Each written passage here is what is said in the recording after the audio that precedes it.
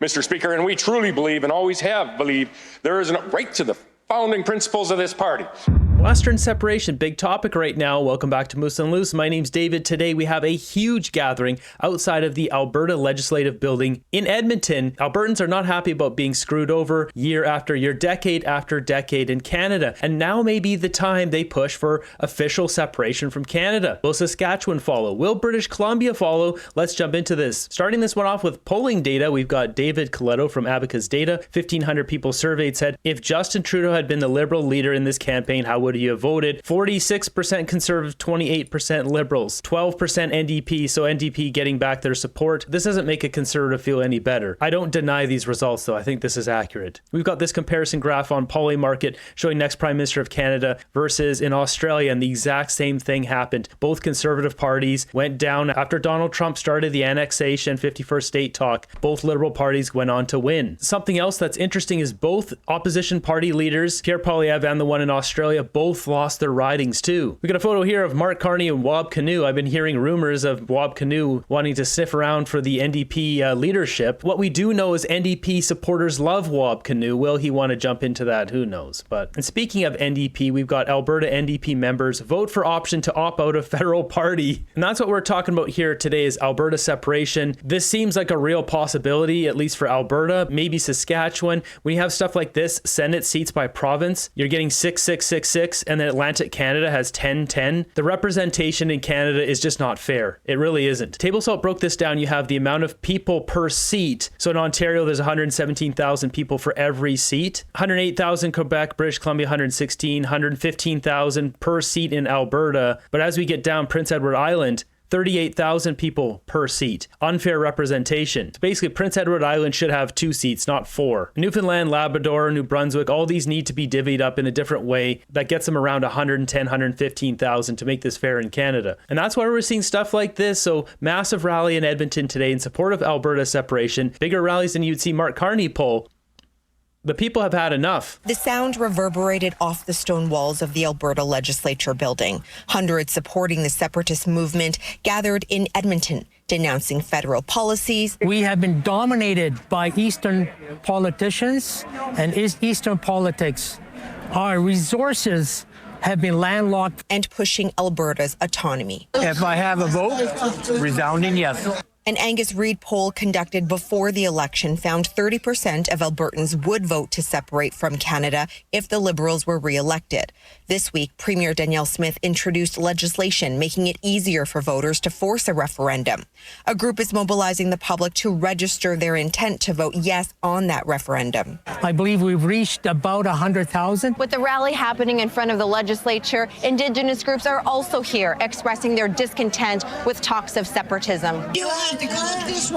Look at this lady back here. Look at her. Content with talks of separatism. You have to call disruption, eruption, and distortion. They need 166,000 signatures to have a referendum vote. It's going to happen. There will be a referendum vote. Whether it goes through or not is another question, but the people of Alberta are pissed. I mean, really, when you think about it, if Mark Carney's agenda is net zero carbon credits, Alberta has no place there. Alberta might as well become its own country. It'll be one of the most prosperous countries on earth, which I'll show you later here. Obviously, Mark Carney wouldn't want Alberta to leave because Alberta pays the bills across Canada. Meanwhile, there's a whole bunch of virtue signaling about how bad Alberta is for digging up that dirty oil, how clean hydropower is, yet they need Alberta's oil money to survive. If you look at this, Alberta would be one of the richest countries on earth, just over $80,000 per capita, per person. Norway, $81,600, United States, $76,300, $58,000 in Germany, Canada's $55,000. That's a big increase. Not only that, Alberta would then put forward more energy projects and further increase this GDP per capita, become incredibly wealthy. Alberta, Saskatchewan, BC are all being hamstrung by stupid politicians and stupid policies that enrich their friends'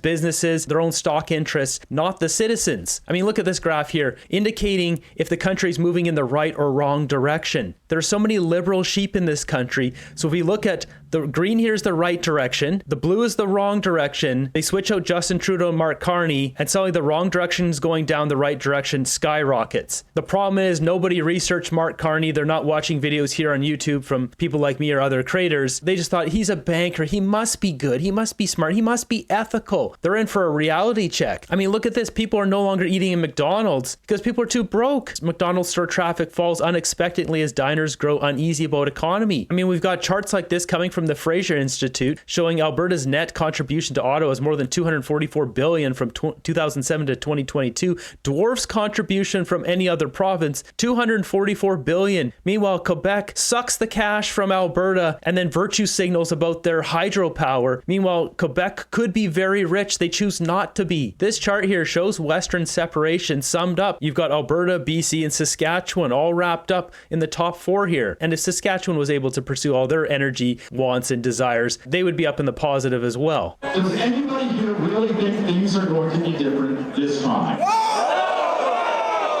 This crowd wants to make its own changes, and that means taking Ottawa out of the equation. People say the separatist sentiment in Alberta is the result of different federal governments failing to take care of the province. Nothing much changes because they can't even deal with abolishing equalization payments or abolishing supply management. A former Conservative member within the UCP is also on board. We believe that we are in a toxic, abusive relationship with the rest of Canada, and we need to be looking at the terms for our divorce from Canada. Cameron Davies left the UCP last month. He's now running the Republican Party of Alberta, which is pushing for separation. The word Republican comes from the desire to see Alberta as an independent constitutional republic. Others are against the push, a smaller counter-demonstration set up next to Saturday's Independence Rally. To let people know this land is not for sale, it's not going to separate, and it never will. Premier Danielle Smith was asked on her Chorus radio show if she would call a referendum. She says she will try to work with the new federal government. What I have overwhelmingly heard is that people want me to give this new relationship and this new prime minister a chance to correct some of the issues that have festered for the last 10 years.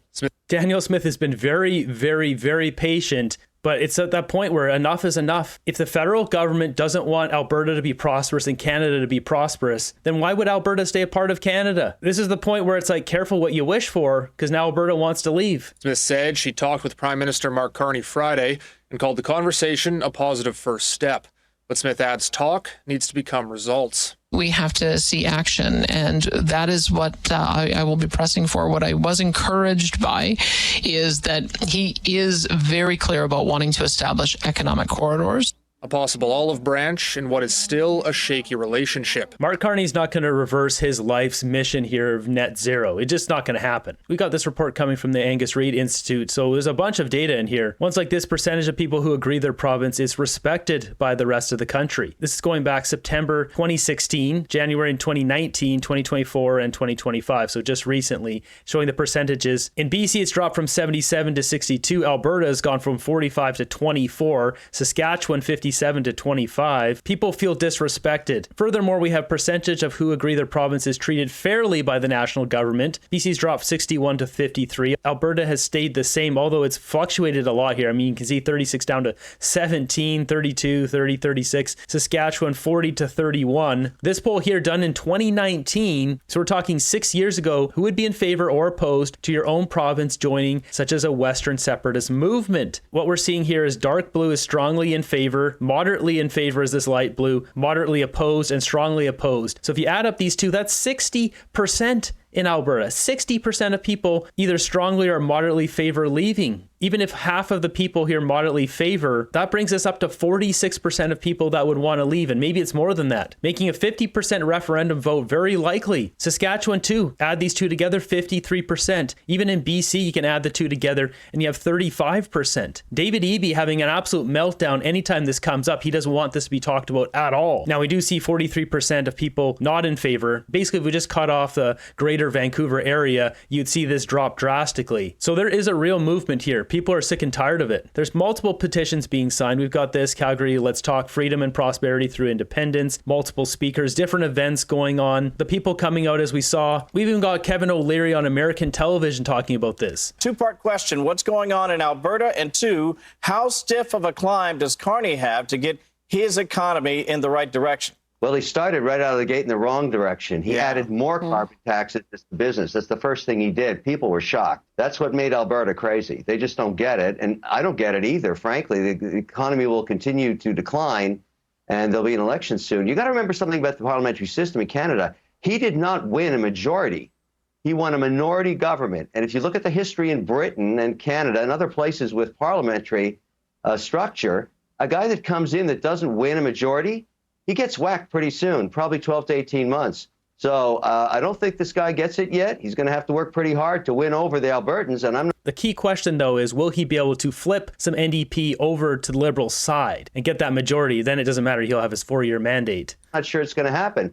They are talking about sovereignty of their own. They create most of the wealth in Canada and distribute it to other provinces that don't have it, and they're a little pissed off. Then that begs the question, why is there more voting seats in PEI and other places in Atlantic Canada versus Alberta? It's not fair representation. If Carney really wants to smooth things over, he would immediately go to change the boundaries, change the amount of seats to properly reflect the populations in Canada, specifically in Western Canada versus Atlantic Canada. Now, I want to clarify, Mark Carney can't go in and just redraw the boundaries. The system is set up and it's known to be unfair due to the senatorial clause, section 51A of the Constitution Act of 1867, which basically states that every province has to have a minimum of 4 seats. Now, the organization that updates all the ridings, the boundary maps, and the population is done every 10 years per province. It was done in 2023 in PEI and in 2023 in Alberta, and these are the results they came to. So it's not like one province is outdated and another one isn't based on population movements and booms. They've chosen to have Alberta be underrepresented in the Senate, in Parliament, in the House of Commons. Now, supposedly this group is unbiased. We know that our government is full of corruption, whether it's in the RCMP, whether it's every aspect of government based on all the scandals we've seen. So somebody in that division helping the Liberals and Mark Carney, it appears so, who knows? If Mark Carney really wanted to fix this, he could pass some law that more properly, fairly balances population to amount of seats in the House of Commons. But once again, that would not favor him. Right now, the whole system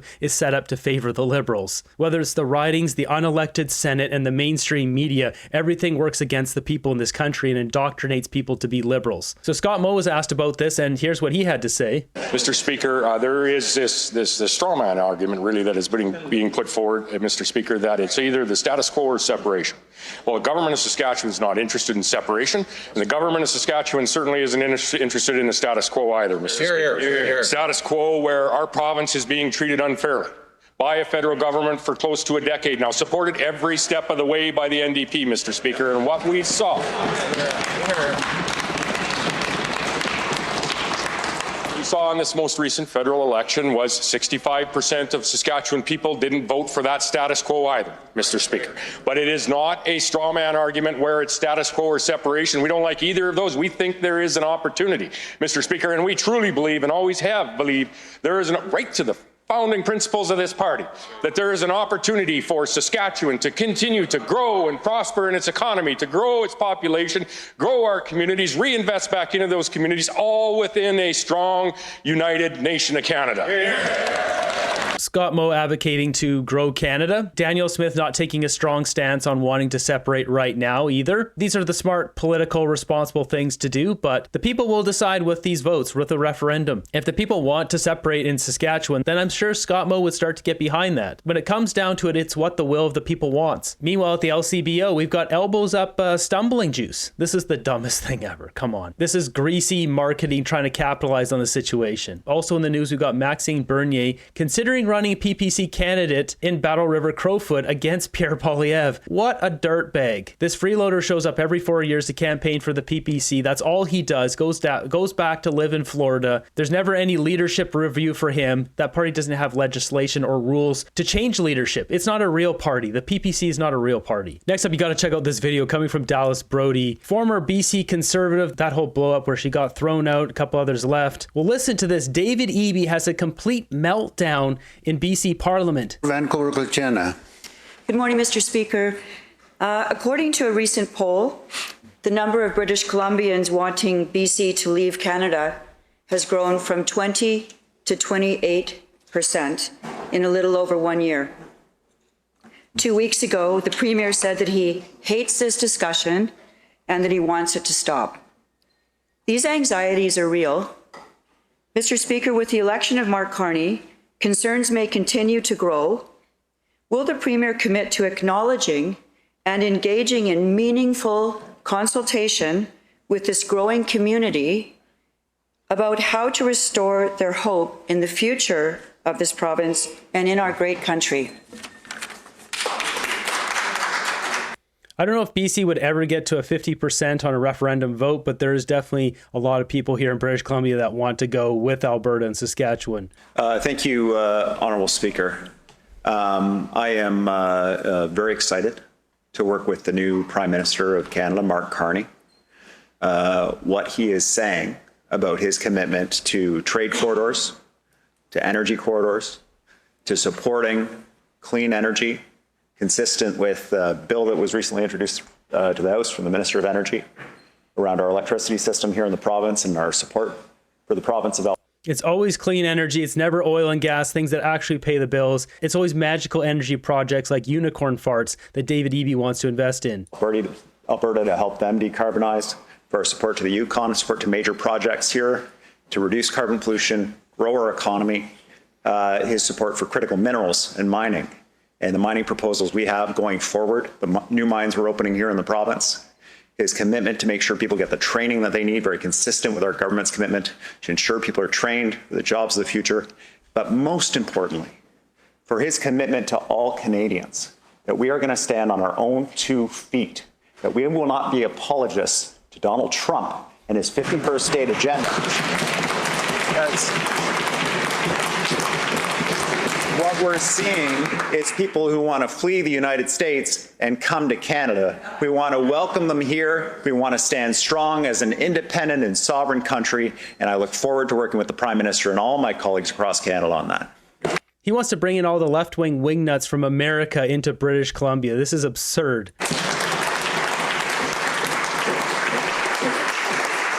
Member has supplemental. Thank you, Mr. Speaker. And there were no apologies made by me there.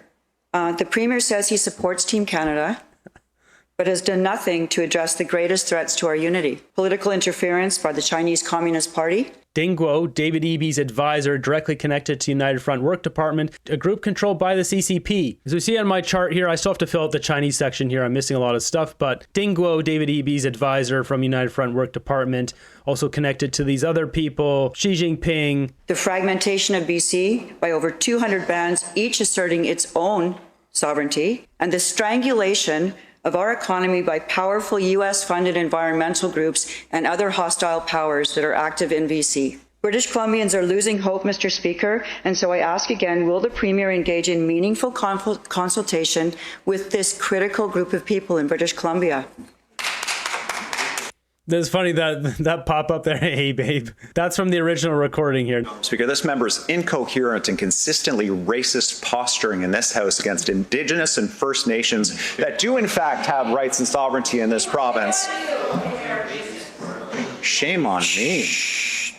Honourable Speaker, her promotion of residential schools denial, her denial of the sovereignty of First Nations and the rights of First Nations in this province continues now. It is disgusting and appalling. It advances us not 1 degree in growing our economy, in ensuring we're working with First Nations. What? Growing our economy? What has this guy done? Absolutely nothing. John Horgan handed him like a $6 billion surplus, and he's run like a $9 billion deficit. This guy's a complete loser. He's an abomination of a premier. He talks about getting our carbon down. This guy's on board with Mark Carney's carbon credit system. I wouldn't be surprised if he has investments in that too. What it does do is it drives wedges. It reduces our growth. It reduces our prosperity. It hurts people in real ways, making sure that jobs are not available. And so I ask the member to refrain from her hateful rhetoric, to step back and reflect on the impact of her very real words as a leader in the community It is disgraceful. And I understand why people in her community have put up signs that say she is not my MLA. Okay, EB, let's get some things straight here. First off, she asked a question, will you address people who want to separate with Alberta from Canada? And his response is, I'm going to bring in people, left-wing Donald Trump haters from America, into BC. That's his response. He wants to bring in more people to counteract all the British Columbians who absolutely despise this loser. Second off, this guy talks about being a leader in his community. This is the same NDP government who was caught running a money laundering scam through MNP, a company giving out contracts for the Clean BC program to companies that are supposed to be doing green tech stuff like Edison Motors. Edison Motors applied for a grant. They were denied. Then MNP sent them a message, said, hey, maybe if you apply through us, you would get that grant. Well, who's administering those grants? MNP, a company directly contracted from the NDP government, Josie Osborne. The reason why they get a 10% kickback on those grants. In the case of Edison Motors doing a hybrid electric logging truck, the grant would be, say, around $2 million, 10%, that's $200,000. MNP would get of taxpayers' money by running the grant through them versus Edison Motors applying for that grant on their own and getting all of that money for a company that's the only company creating a diesel electric hybrid logging truck, the only one in North America, probably the only one on earth. So they declined that because they needed to run it through that program. These guys are running an absolute scam in our country, money laundering through this Clean BC program. He has the audacity to talk about climate change, bringing down carbon, being a leader in the community. This guy's an absolute sham and a scumbag. Standing on our own 2 feet by aligning with the EU and China. Got it. Yeah. Keep up the good work asking hard questions. Another thing to note, David Eby talking about residential schools. Show us the bodies. There's no bodies found. He goes on this whole rant about her being a racist. Show some proof, EB. This guy's got nothing. He's an absolute loser. He's a disgrace of a premier. There are many homeless people in tears when Carney won. They lost hope that the Conservatives were giving Canadians. I don't doubt that. Indigenous population represents 5.9% of BC's population. This whole notion that the Indigenous groups should control so much in Canada, times have changed. The population has changed. We have to move on in history. It can't always be, well, something happened 150 years ago to my grandfather,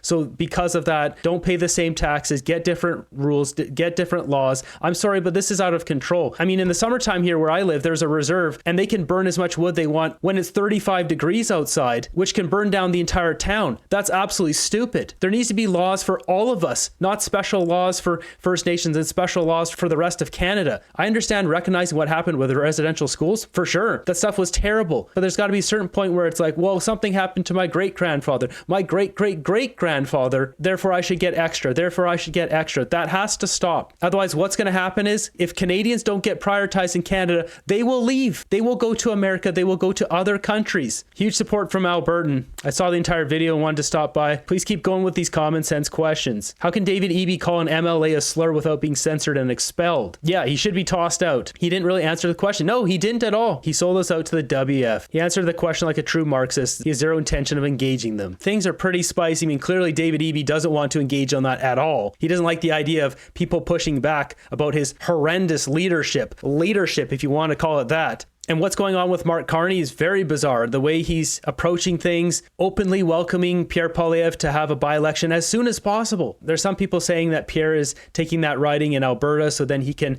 help quell or calm the separatist movement in Alberta. I don't buy that. There's no proof of that. We'll see. Proof is in the pudding. We'll see what happens here.